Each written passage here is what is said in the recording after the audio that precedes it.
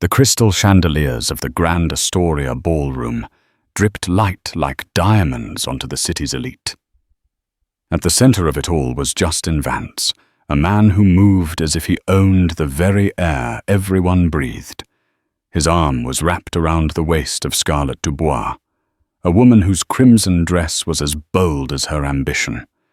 They swayed to the music, a perfect portrait of power and passion.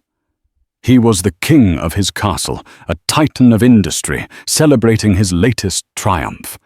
But a king is only a king so long as his castle is truly his.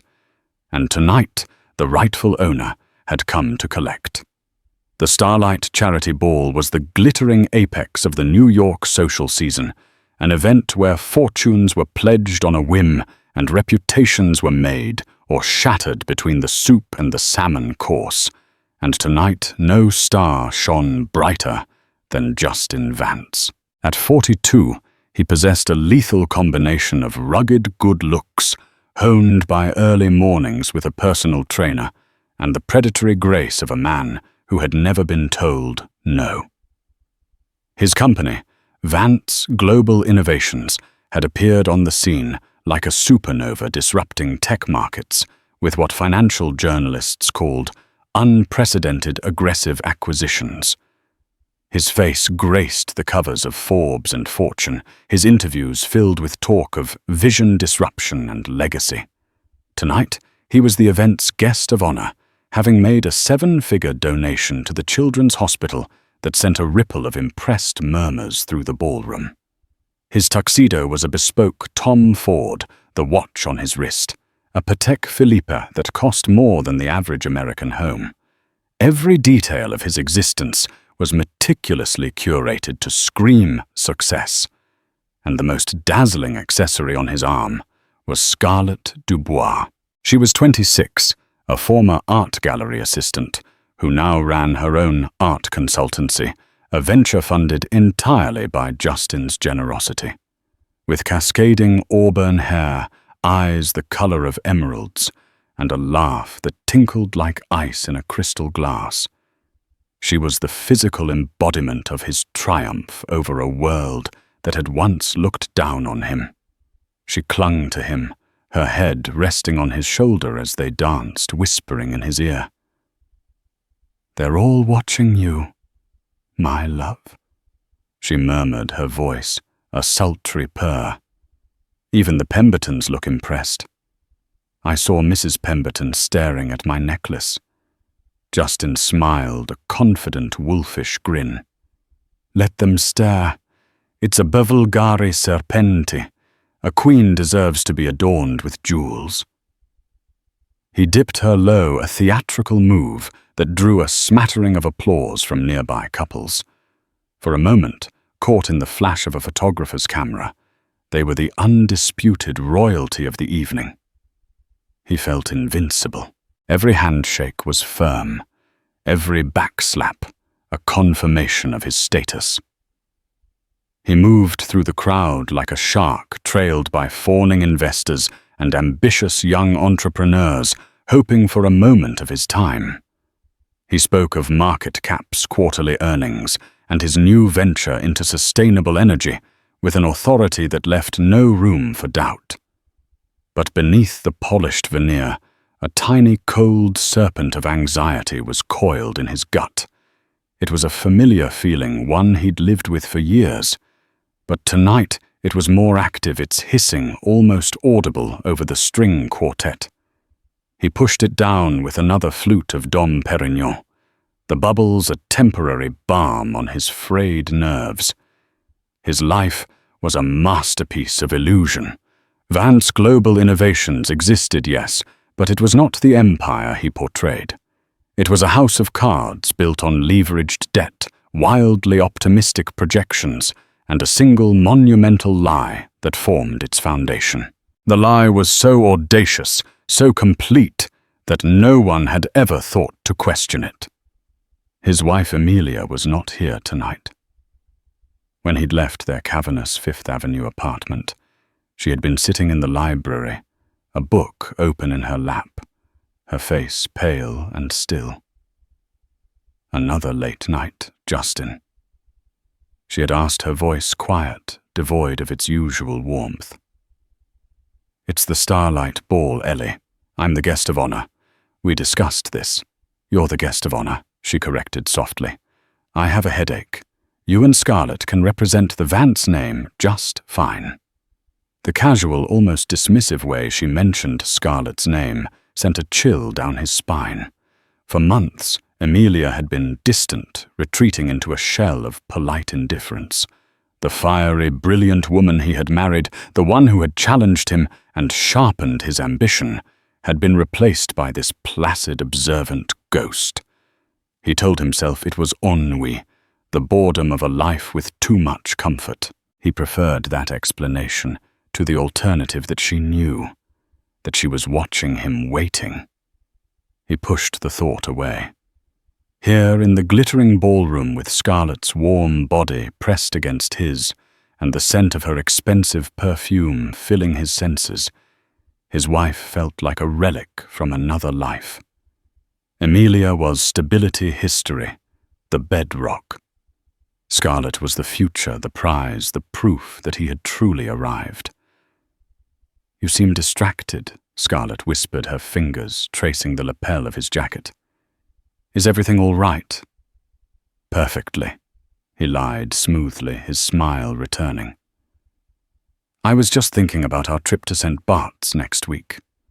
The yacht is confirmed." Her eyes lit up, the momentary concern vanishing. This was the world she wanted, the one he had promised her. It was the world he had promised himself. And he would do anything, burn anyone, to keep it from turning to ash. He spun her around, laughing as the music swelled, pulling her closer.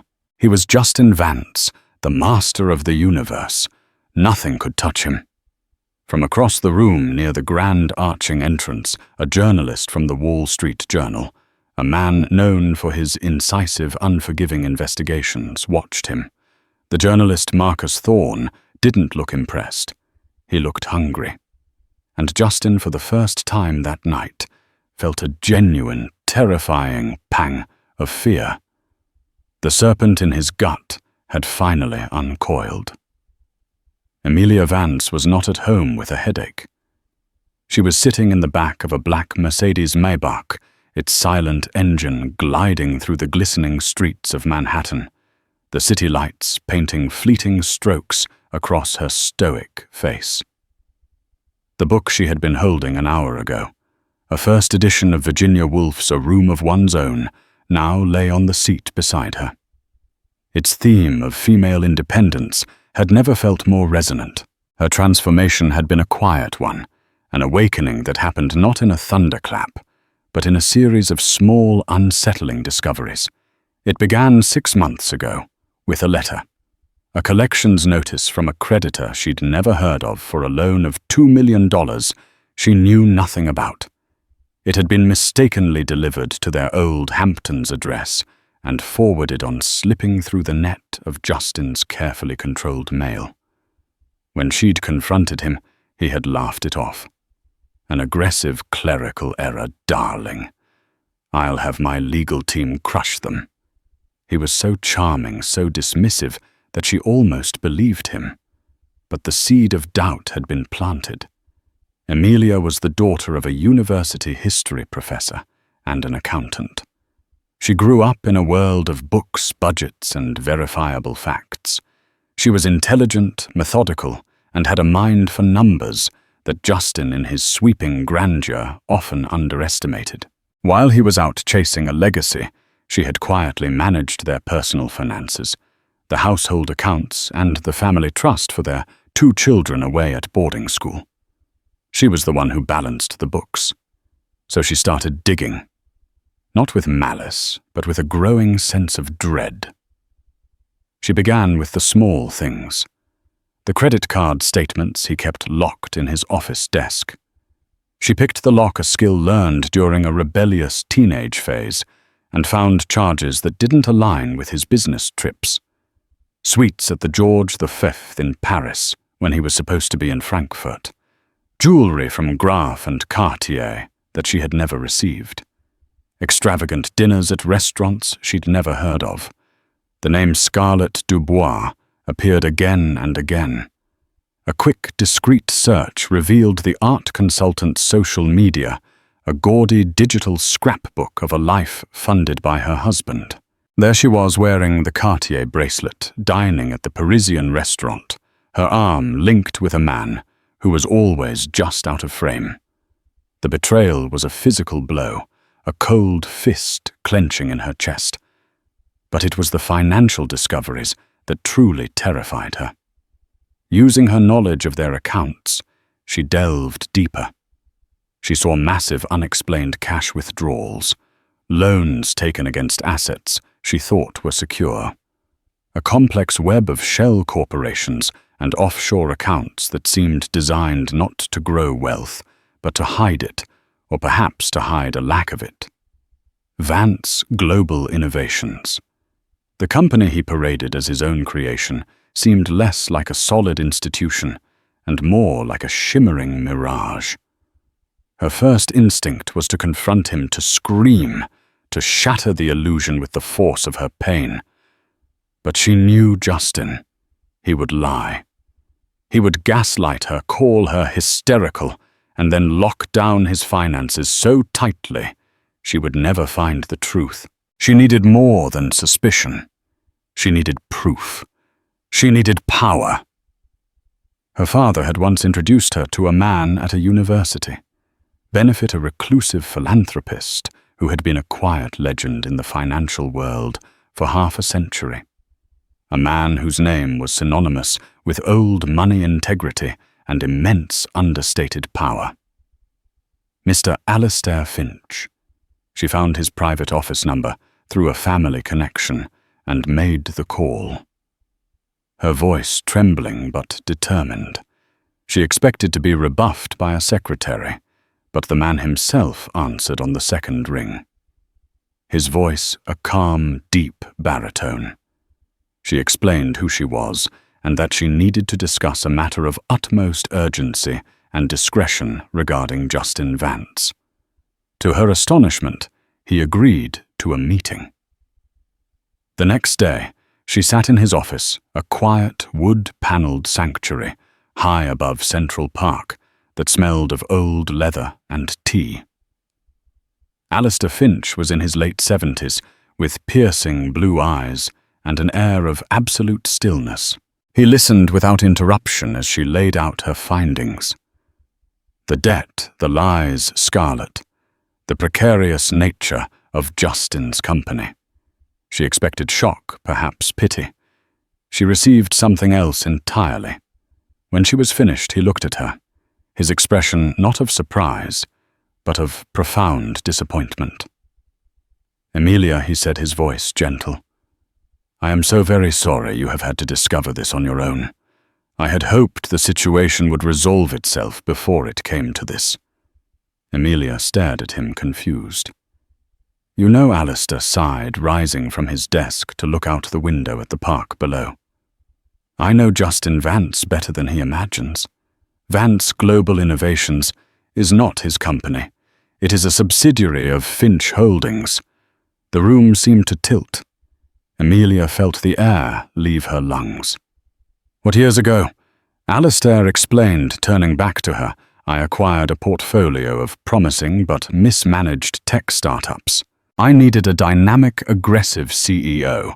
To package and run them, someone with a great talent for sales and public relations. Justin Vance, who was then a junior executive at one of the firms, was recommended. He was brilliant, charismatic, and monumentally ambitious." He paused, his gaze meeting hers. "I gave him a title, a generous salary, and a very small, conditional equity stake. I made him the public face of the company. The name Vance Global Innovations was his idea. It fed his ego. I allowed it because a confident front man is good for business. I remained a silent majority partner, the true owner. The capital, the assets, the patents, they are all mine." Emilia felt a wave of nausea. Justin wasn't just a cheat and a liar. He was a fraud on a scale she could never have imagined. He wasn't a king. He was a court jester who had stolen the king's crown and was pretending it fit. For a while he performed well. Alistair continued, but in the last 2 years, his narcissism has spiraled out of control. He began to believe his own press. He started leveraging the company's assets for personal gain, for this lifestyle. He has been cooking the books to hide his profligacy from my auditors. I have been building a case against him for months. I was going to remove him at the end of the fiscal quarter. Emilia's mind raced, piecing it all together. The lies, the debt, it was all a desperate attempt to maintain an image built on someone else's foundation. Tonight, she said, her voice now steady. The trembling gone, replaced by a cold, hard clarity. He is at the Starlight Ball. He's the guest of honor. He made a $1 million donation. Alistair's eyebrows rose. Did he now with whose money, I wonder? A plan began to form in Emilia's mind. A plan born of heartache and fury. This couldn't end in a quiet dismissal and a discreet divorce. Justin's humiliation needed to be as public as his arrogance. He had built his world on a stage, and she was going to bring the curtain down in the middle of his grand performance. "Mr. Finch," she said, her voice ringing with newfound strength, "you were going to fire him at the end of the quarter. I would like to ask you to move up the timeline. To tonight." Alistair Finch studied her for a long moment. He saw not a wronged wife seeking petty revenge, but a woman of substance reclaiming her life. He saw the fire that Justin had tried to extinguish. He saw an ally. A slow smile spread across his lips. "An excellent idea, Mrs. Vance. I believe a public statement is in order. Shall we go?" As the Maybach pulled to a stop a block from the Astoria, Emilia looked at her reflection in the darkened window. The pale, uncertain woman from the library was gone. In her place was a woman who knew the truth. She wore a simple but exquisitely tailored navy blue gown. Her only jewelry, the sapphire engagement ring Justin had given her years ago, a ring she now realized was likely paid for with borrowed money. It felt heavy on her finger, a final link to the lie. She slipped it off and placed it in her clutch. Her escort, a man of true power and substance, opened the car door for her. Together they walked towards the bright lights of the hotel, two silent architects of a spectacular demolition. Inside the Grand Astoria ballroom, the atmosphere was effervescent. Champagne flowed from gravity-defying towers, and the air hummed with the potent cocktail of power, wealth, and ambition. Justin Vance was holding court near the stage, a circle of admirers hanging on his every word. He was retelling the story of a recent hostile takeover, embellishing details to cast himself as a ruthless corporate warrior. "The board was sentimental," he said, with a condescending chuckle, adjusting the lapels of his jacket. "They wanted to protect the company's founding legacy. I told them legacy doesn't pay the shareholders. We closed the deal by dawn. Sometimes you have to be the wolf." The group laughed appreciatively. Scarlett gazed at him with undisguised adoration, her hand resting proprietarily on his arm. She felt the intoxicating pull of his power, a force that she believed would soon be hers to wield as well. She was no longer Scarlett Dubois, the girl from Queens. She was on the verge of becoming Mrs. Justin Vance, a name that would open every door. It was then that the grand oak doors at the far end of the ballroom swung open. The entrance of a new guest at a gala is rarely a momentous occasion, but this was different. The change in the room's atmosphere was instantaneous and profound. It was not a sound, but a sudden absence of it. The low thrum of 100 conversations seemed to dip as if a conductor had abruptly lowered his baton. Heads turned first out of idle curiosity, then with widening eyes of disbelief. Emilia Vance stood in the doorway. But it was not the Emilia they knew. The society wives who exchanged polite air kisses with her at luncheons were used to a woman of quiet elegance and reserved grace. The woman standing before them now was transformed. Her navy gown was understated, yet commanded attention, its clean lines a stark contrast to the frothy, jeweled creations surrounding her. Her hair was swept back, revealing a face that was not smiling, but was instead set with a look of serene, unshakable resolve. She radiated an aura of power that was entirely new, an energy that made the glittering diamonds and forced smiles in the room seem cheap and flimsy. But it wasn't just her transformation that caused the collective intake of breath. It was the man standing beside her. Alistair Finch was a ghost of the financial world, a legend whispered about in boardrooms, but almost never seen. His photograph hadn't appeared in a newspaper in 20 years. He moved in circles, so rarefied they were practically mythical. To see him here at a public event was like spotting a snow leopard on Park Avenue. His presence alone was a seismic event. And he was standing next to Emilia Vance, his hand resting lightly and protectively on the small of her back. The gossip began instantly, a ripple of whispers that spread through the ballroom like wildfire. Is that Alistair Finch? What is he doing with Emilia Vance? I thought she was ill tonight. Look at her. She doesn't look ill. She looks dangerous. Justin's story faltered mid-sentence. He had his back to the entrance, but he felt the shift in the room's energy, the sudden diversion of his audience's attention. He turned a flicker of annoyance on his face, ready to reclaim the spotlight. His eyes met Emilia's across the vast, suddenly silent expanse of the ballroom. The blood drained from his face. The confident smile froze, then melted away, replaced by a mask of stunned confusion. Why was she here, and why in God's name was she with Alistair? Finch. Finch was a recluse, a silent partner he hadn't spoken to directly in over a year, communicating only through layers of lawyers and accountants. Their relationship was one of professional distance, just as Justin preferred it. Seeing him here with his wife felt like a violation of the natural order, a nightmare made real. Scarlett felt the change in him immediately. His arm tensed under her hand. Justin. What is it? She asked, following his gaze. She saw a handsome, well-dressed woman and an old man. She felt a prickle of jealousy at the woman's poise, but didn't understand the significance. Who are they? Justin didn't answer. His mind was racing, trying to compute the impossible equation before him. Emilia, Finch, together, here.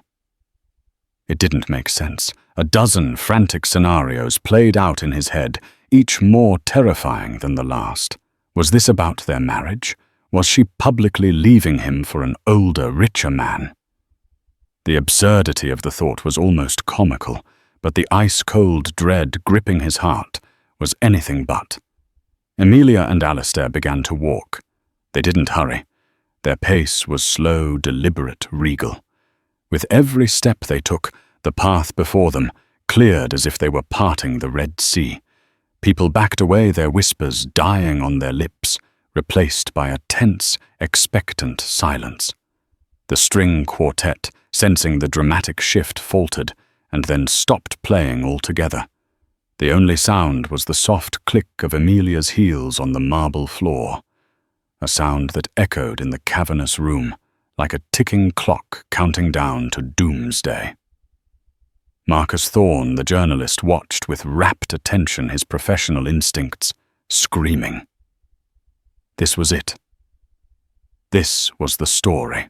He subtly angled his body, ensuring his phone's camera had a clear, unobstructed view. The walk across the ballroom floor felt like an eternity. To Justin, it was a death march. He watched his wife approach a woman he had systematically underestimated, ignored, and betrayed. He saw now with horrifying clarity the intelligence in her eyes, the steel in her spine. This was not the quiet, compliant wife he had left at home. This was a stranger, a beautiful, avenging angel. And beside her, the old man whose quiet demeanor belied a power so vast it could erase Justin from existence with a single phone call, walked with the calm certainty of a man who owned the very ground on which they all stood. By the time they reached Justin's circle, the entire gala had come to a standstill. Every eye in the room was fixed on the four people at its center: the fraud, the mistress, the wife, and the king. The air was thick with unspoken tension, charged and volatile, ready to ignite. Emilia and Alistair stopped a few feet from Justin and Scarlett. The silence in the ballroom was now absolute, a heavy blanket that smothered all other senses. It was as if the hundreds of guests had ceased to breathe, becoming a silent chorus for the drama unfolding before them. For a long moment, no one spoke. The four of them stood in a tableau of impending disaster. Justin, his face a ghastly shade of pale, finally found his voice. It came out as a strained, unnatural croak, a desperate attempt to regain control of a situation that was spiraling into a black hole. "Emilia," he said, forcing a brittle smile. "What a surprise, I thought you were feeling unwell." "And Mr. Finch?" "An honor to see you out and about. To what do we owe the pleasure?" He tried to project his usual charismatic confidence, but the tremor in his voice betrayed him. He was a bad actor in the final scene of a play he no longer understood. Emilia's expression didn't change. Her gaze was level, her eyes holding his with an intensity that made him want to look away. She didn't acknowledge his question. Instead, she looked past him, her eyes landing on Scarlett for the first time. She looked at the younger woman, not with the fury of a spurned wife, but with something far more devastating, a cool, clinical pity. Her eyes scanned the Bivulgari necklace, a piece she recognized from a receipt she had found before meeting Scarlett's gaze. "That's a beautiful piece," Emilia said, her voice calm and clear, carrying easily in the silent room. "He has expensive taste. You should know, however, that it was purchased with a line of credit secured against a home that is solely in my name. I suppose in a way that makes it a gift from me." Scarlett's face flushed a deep crimson. The insult was so precise, so elegantly delivered, it was like being struck by a poisoned dart. She opened her mouth to retort, to say something cutting, but no words came. She looked to Justin for defense, but he was staring at Emilia, his face a mask of horror. He knew in that instant that this was not about jealousy. This was an execution. "Emilia, this is hardly the time or the place," Justin stammered, taking a half step forward as if to shield Scarlett, a pathetic, reflexive gesture of a man protecting one asset from another. On the contrary, Justin Alistair Finch spoke for the first time. His voice was not loud, but it had a gravelly resonance of pure authority that commanded total attention. Every guest in the room leaned in, straining to hear.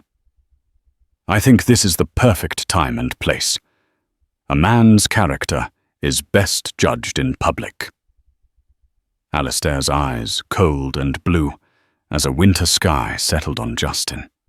I was just telling Emilia about the nature of our business relationship. I find that transparency is always best. Don't you, Justin? Felt a wave of dizziness. He felt trapped, cornered, the brilliant lights of the chandeliers suddenly feeling like harsh, interrogating lamps.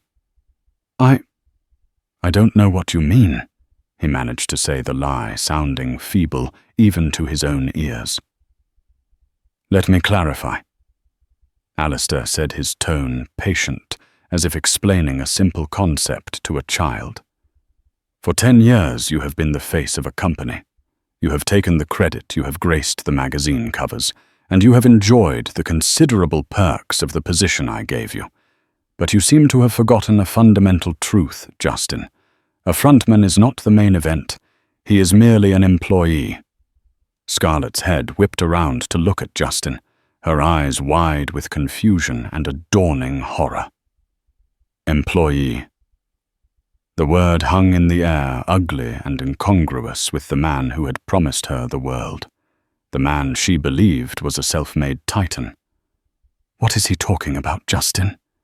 She whispered, her voice sharp with panic. Justin ignored her. His entire focus was on Alistair and Emilia, the two architects of his ruin. He saw the cold, righteous fury in his wife's eyes and the final dispassionate judgment in Alistair's. This is a private matter, Justin hissed, his voice low and desperate. We can discuss this in an office like civilized people. We are well past that point, Emilia said, her voice cutting through his plea. You built this life, this grand illusion on a stage for everyone to see. It's only fitting that they see it for what it really is. She took a step closer, her voice dropping but losing none of its steely edge. Did you really think I wouldn't find out? The debt, the lies, the women. Did you think I was just another one of your decorative assets? Something to be stored in your Fifth Avenue apartment until needed. Every word was a perfectly aimed blow. Justin flinched. He had no defense. The lies he had lived by for so long were useless against the cold, hard weight of the truth. He looked around the room at the sea of faces watching him. These were the people whose approval he had craved, whose envy he had cultivated. Now their expressions were a mixture of shock, fascination, and undisguised schadenfreude.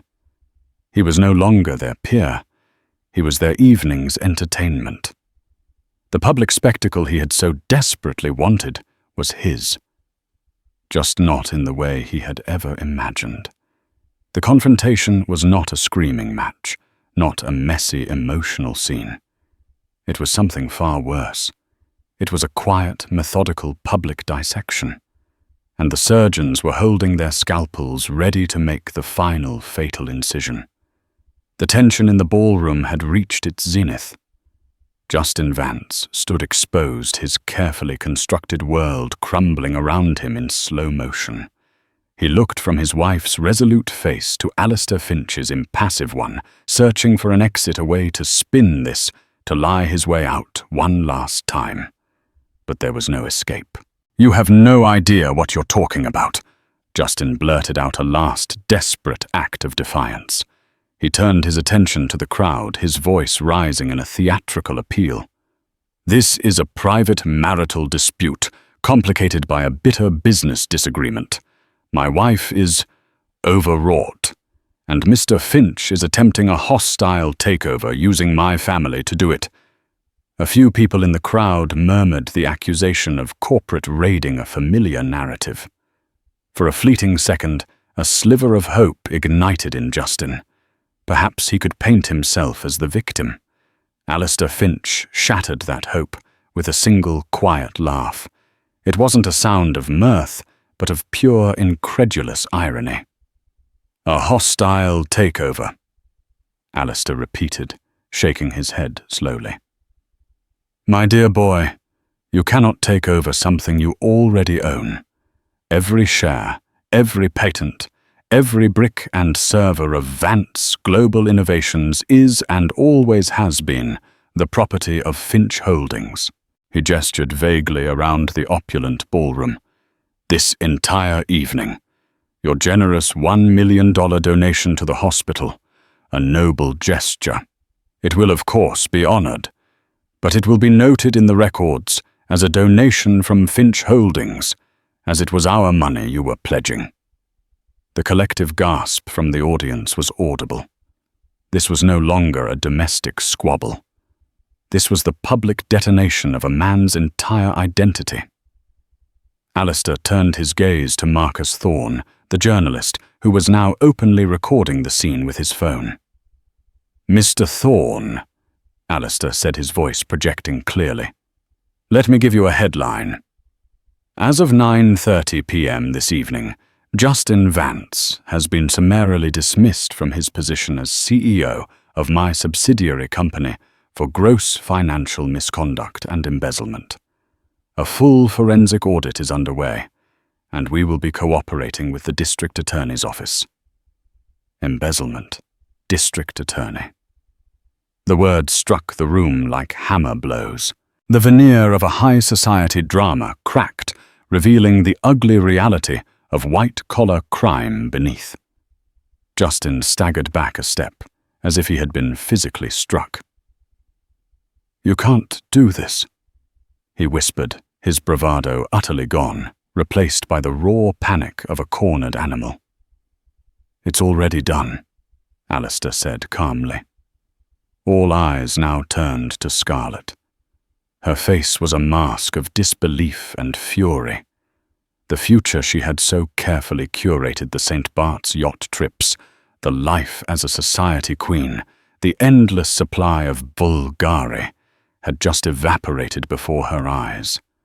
The man she had hitched her star to was not a titan, but a glorified manager, a thief who had been caught with his hand in the till. She let go of Justin's arm, as if it were red hot. "You lied to me," she hissed, her voice trembling with rage. "You told me you built it from nothing. You let me believe. You let me give up everything for you." Justin turned to her, his eyes pleading. "Scarlett, baby, I can fix this. It's a misunderstanding. We are nothing." She spat, her voice rising to a shrill cry. She took a step back, creating a physical and symbolic distance between them. Her dream had become a nightmare, and she had no intention of being dragged down with him. In a final desperate act of self-preservation, she turned to the crowd, her face streaked with tears. "I knew nothing about this. He deceived me just as he deceived everyone." With that, she turned and fled. Pushing her way through the stunned guests, her crimson dress a slash of color as she disappeared from the ballroom and from Justin's life. Her exit was the final humiliating punctuation mark on his downfall. Now truly alone, Justin stood in the center of the room, the focus of hundreds of pairs of eyes. His face, once so animated with confidence, was slack with shock. The king had been dethroned, his castle revealed to be a painted backdrop, and his queen had abandoned him. Two uniformed security guards, who had been discreetly summoned by the hotel manager at Alistair's signal, moved purposefully through the crowd. They flanked Justin, their presence large and imposing. "Mr. Vance," one of them said, his voice polite but firm. "We're going to have to ask you to come with us." Justin looked at them, then at Emilia one last time. In her eyes he saw no triumph, no gloating, only a profound and weary sadness. The sadness of a future that had been stolen by his lies. He had not only lost his fortune and his freedom. He had lost the one person who had ever truly believed in him, long before the illusion was even built. As the guards gently but inexorably guided him towards a side exit, away from the prying eyes and the now buzzing cameras, the silence in the room finally broke. The whispers erupted into a roar of conversation. Photographers rushed forward, their flashes popping, capturing the ignominious retreat of the fallen mogul. Emilia Vance stood perfectly still, amidst the chaos, a pillar of calm in the storm of her own making. She watched him go, not with hatred, but with the quiet, devastating finality of closure. The house of cards had fallen, and she was the one who had pulled out the first card. As Justin was escorted out, a service exit plunged from the pinnacle of society into the harsh, fluorescent-lit reality of a hotel corridor. The grand ballroom buzzed with the frenetic energy of a scandal in full bloom. The story of Justin Vance's spectacular implosion was already spreading beyond the Astoria's walls, zipping across the city via text messages, tweets, and frantic phone calls to gossip columnists. The Starlight Ball would be remembered not for its philanthropy, but for the public execution of a man's reputation. In the eye of this hurricane stood Emilia. The guests who moments before had been staring at her with rapt attention now seemed unsure how to approach her. She was no longer just Emilia Vance, the quiet, respectable wife. She was the architect of this demolition, a woman who had revealed a strength and ruthlessness no one had suspected. Alistair Finch gently touched her elbow. "Let's get some air," he said, his voice a low anchor in the swirling sea of noise. He guided her away from the ballroom through a private doorway and onto a secluded terrace overlooking the twinkling expanse of Central Park. The cool night air was a welcome relief. For the first time since she had walked through the ballroom doors, Emilia allowed her composure to crack. A long, shuddering breath escaped her lips, and she gripped the cold stone balustrade for support. "It's done," she whispered more to herself than to Alistair. "Yes, it is," he confirmed, standing beside her. He didn't offer empty platitudes or congratulations. He simply stood with her, a silent witness to the immense emotional toll of the evening. "Did you see his face, Alistair?" she asked, her voice thick with a sorrow that surprised her. "At the very end, he looked like a lost little boy." "Many con men do when the con is finally over," Alistair replied gently. "They build their identities on the adoration and envy of others. When that is stripped away, there is often very little left underneath. Do not mistake your pity for his innocence, Emilia. The man was a predator. He preyed on your trust, on my investment, and on that young woman's ambition. Tonight was not an act of revenge. It was an act of justice." She knew he was right. The pity she felt was a phantom limb, an echo of the love she once had for the man she thought Justin was. That man had never really existed. He was a character Justin had invented, and she had been his most loyal audience. Her phone buzzed in her clutch. It was a text from her eldest daughter away at school in Switzerland. "Mum, is everything okay? People are saying crazy things online about Dad." The real fallout was just beginning. Protecting her children from the shrapnel of their father's explosion would be her next and most important battle. "What happens now?" she asked Alistair. "To him, the authorities will take over. He has committed serious financial crimes. There will be trials, legal battles. It will be messy. But my legal team will handle everything related to the company. They will also represent your interests in the divorce, if you'll have them. We will ensure that you and your children are protected and receive what you are rightfully owed." "Thank you," she said the words, feeling inadequate. They stood in silence for a few more minutes, watching the distant river of headlights flowing through the park. Inside, the party was breaking up the guests, leaving with the night's juicy scandal to dissect over brunch the next day. The story of the Vances was now public property. Somewhere in the city, Scarlett Dubois was likely making a frantic call to her lawyer, or perhaps another wealthy suitor, attempting to spin her story to cast herself as the ultimate victim and salvage what was left of her reputation.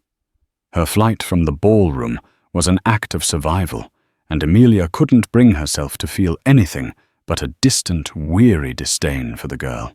She was a symptom of Justin's disease, not the cause. Finally, Emilia straightened up, pulling her wrap around her shoulders.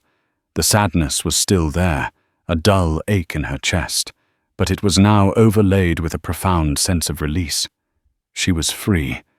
The weight of Justin's lies, a burden she had carried unknowingly for years, was finally lifted. "I think I'm ready to go home," she said. Not to the opulent Fifth Avenue apartment that now felt like a gilded crime scene, but to the idea of a home she could now build for herself, one founded on truth and her own strength.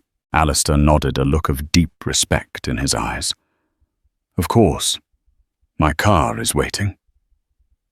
As they walked away from the terrace, leaving the noise and the wreckage of her old life behind, Emilia felt the first tentative stirrings of a future she hadn't dared to imagine. It was a future where her name was not just an attachment to a man's, but was entirely her own. The night had been an ending, but it was also, she realized, a beginning. 3 months later, the name Justin Vance was no longer on the lips of New York's elite, but in the dry, factual columns of the financial crime blotter. The Wall Street Journal had run a devastating exposé, with Marcus Thorne's byline detailing the intricate web of fraud Justin had spun. Tabloid headlines screamed about his indictment on multiple counts of wire fraud and embezzlement. His assets were frozen, his reputation so toxic that former friends and colleagues crossed the street to avoid making eye contact with his lawyers. The Wolf of Wall Street had been declawed, defanged, and caged, awaiting a trial whose outcome was a foregone conclusion. Emilia sat in a bright, airy office in Soho, a space that smelled of fresh paint and new beginnings. Sunlight streamed through the large industrial windows, illuminating blueprints and fabric swatches spread across a large oak table. The grand, suffocating apartment on Fifth Avenue had been sold as part of the legal proceedings. With the considerable assets Alistair's lawyers had secured for her funds, that were legally hers and untainted by Justin's fraud, she had bought a smaller, elegant brownstone downtown and invested the rest in her own venture. She had started an interior design firm, Vance & Co. A deliberate act of reclaiming her own name. It had been a passion she had suppressed during her marriage, relegated to a hobby. Now it was her profession. Her first major client was fittingly Alistair Finch, who had tasked her with redesigning the corporate lobby of Finch Holdings. It was a public vote of confidence that had instantly put her on the map. Her phone buzzed. It was a message from her daughter, a picture of her son home from school for the weekend, laughing as they baked a cake in the new kitchen. The caption read, "He's trying to eat all the frosting. It's good to be home, Mom."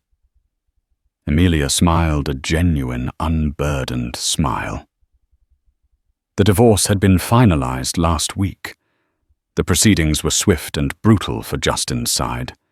He had nothing left to bargain with.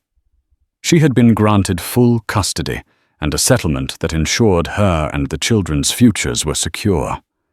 She had not seen him since that night at the gala, and she had no desire to. Alistair Finch had become a surprising and cherished friend. He was a mentor offering shrewd business advice and quiet encouragement. There was no romance between them, only a deep mutual respect. He had seen the strength in her when she couldn't see it in herself, and for that she would always be grateful. Sometimes, late at night, she thought about the wreckage. She thought of Scarlett, who had reportedly moved to London, seeking to reinvent herself far from the fallout. She thought of Justin, sitting in a cell. The tailored suits and Patek Philippe watches replaced by a standard-issue jumpsuit. She didn't rejoice in his downfall. It was a tragedy, a life wasted in the pursuit of a hollow image. His greatest crime, she realized, was not the money he stole, but the trust he betrayed and the potential he squandered. He had been so busy playing the part of a great man that he had never bothered to simply be a good one. Her new assistant knocked on the doorframe. "Mrs. Vance, the clients from the Mercer project are here." Emilia stood up, smoothing the front of her blazer. She was no longer just Mrs. Justin Vance, the appendage to a powerful man. She was Emilia Vance, founder, CEO, mother survivor. She had walked through fire and emerged not burned but forged. Looking out the window at the bustling New York street below, she felt a sense of peace. The past was a closed chapter. Before her was a blank page, and for the first time in a very long time, she was the one holding the pen. The world Justin Vance now inhabited was a universe away from the Grand Astoria ballroom. It was a place of muted greys and washed-out greens, of echoing footsteps on linoleum floors, and the pervasive antiseptic smell of industrial cleaner, failing to mask the underlying scent of despair. The pre-trial detention center on Rikers Island did not have chandeliers. It had fluorescent tube lights that hummed incessantly, casting a pallid, unflattering glow on everyone and everything. Stripped of his bespoke suits, his Swiss watches, and the charismatic aura they helped project, Justin was diminished. In the standard-issue orange jumpsuit, he looked smaller, his confident posture replaced by a bitter, resentful slump. He had spent the last 3 months in a state of suspended disbelief, cycling through rage, self-pity, and a burning, venomous hatred for the two people he held responsible for his predicament, Alistair Finch, and most of all, Emilia. In his mind, he was a victim of a colossal betrayal. He wasn't a criminal. He was a visionary who had been stabbed in the back. He had flown too close to the sun. Yes, but it was Emilia who had personally ripped the feathers from his wings and watched him plummet to the earth. The long, silent hours in his cell were not spent in remorseful contemplation, but in replaying that night at the gala, dissecting every word, every look, his fury growing with each imagined slight. His high-priced lawyer, a man paid for by the last dregs of a legal defense fund Alistair had surprisingly permitted, had been blunt. The evidence against him was overwhelming. The forensic audit had unearthed a mountain of deceit. His only hope was a plea bargain that might shave a decade or two off a lengthy prison sentence. For that, the lawyer had explained a show of remorse would be invaluable. Character witnesses a statement from his ex-wife about his role as a father. These things could influence a judge. And so Justin had made the call. He had requested a meeting with Emilia. It was a calculated gamble, his final move on a chessboard where he had already lost his king. He would swallow his pride, feign contrition, and play the only card he had left, their shared history and their children. Emilia agreed to the visit against the strenuous advice of Alistair and her own lawyers. "There is nothing to be gained," Emilia Alistair had told her over the phone, his voice laced with concern. "He is a master manipulator. Do not give him an arena to perform in." But Emilia knew it was something she had to do. Not for him, but for herself. It was the final chapter of a book she needed to close with her own hands. She needed to face the man stripped of all his power and pretense, and confirm that the hold he once had on her was well and truly broken. She walked into the visitation room, her posture poised, her expression unreadable. She wore a simple cream-colored blouse and grey trousers, an outfit that was professional, understated, and utterly devoid of vulnerability. The Emilia who had once cried over his casual cruelties was gone forever. They sat opposite each other, separated by a thick pane of smudged plexiglass, and spoke through crackling receivers. Justin picked his up first. He had rehearsed his opening, aiming for a tone of broken humility. "Ellie," he began, his voice a low rasp. "Thank you for coming. You look... well." "I am Justin," she replied, her voice steady and clear through the receiver, without a hint of the emotion he had hoped to hear. He forged on with his script. "I've had a lot of time to think in here. About everything. About us. I remember when we first met at that fundraiser. I was so nervous. You were the most brilliant, beautiful woman I had ever seen. Everything I did, everything I built, it was all for you, you know, to give you the world. It was a classic Justin maneuver, a romantic lie wrapped around a kernel of truth." Emilia listened patiently, her expression unchanging. She didn't correct him, didn't argue. Her silence was more unnerving than any outburst would have been. "I lost my way," he continued, trying to inject a tremor into his voice. "I got caught up in the pressure, the expectations. I made mistakes. Terrible, unforgivable mistakes. And I am so sorry, Ellie, for what I did to you and to the boys." He paused, waiting for her reaction. A tear, a softening of her eyes. Anything. He got nothing. "Why did you ask me to come here, Justin?" she asked, her tone direct and businesslike. Thrown off by her refusal to engage with his emotional preamble, he stumbled. I need your help. My lawyer says. A letter. A statement to the judge. If you could just tell him that I'm a good father, that I was a good husband who made a mistake under pressure, it could make a difference. For the boys, Ellie. So they don't have to grow up with their father in prison for 20 years. There it was. The transactional heart of his apology. Emilia finally allowed a single, weary emotion to flicker across her face, disappointment. Our sons already have to grow up with a father who is a criminal. Justin, she said, her voice cutting through his pretense. A letter from me won't change the facts of what you did. You didn't make a mistake. A mistake is taking the wrong turn on the highway. You orchestrated a deliberate, years-long campaign of fraud and deceit that hurt hundreds of people, not to mention your own family.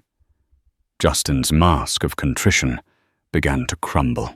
You did this to me, he hissed, his voice dropping to a venomous whisper.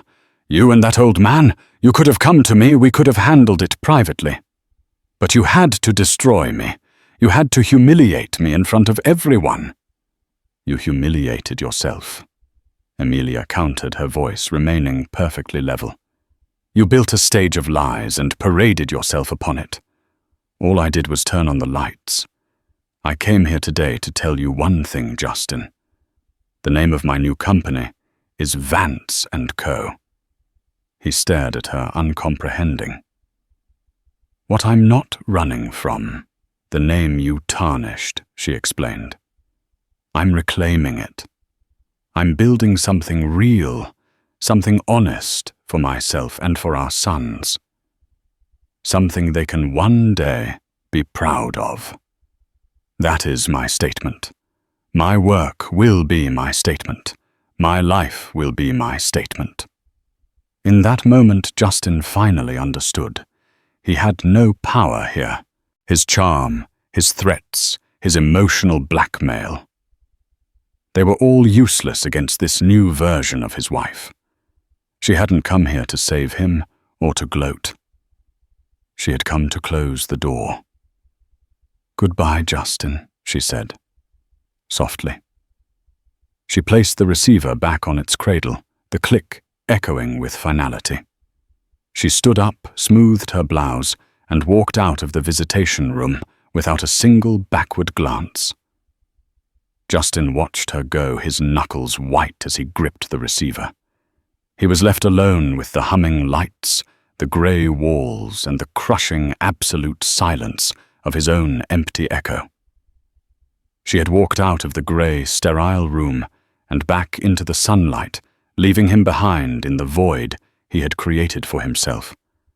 He was at last, utterly and completely alone. And so the curtains fall on the grand illusion of Justin Vance, a man who built a glittering empire on a foundation of lies, only to watch it get torn down by the quiet, unshakable power of the truth.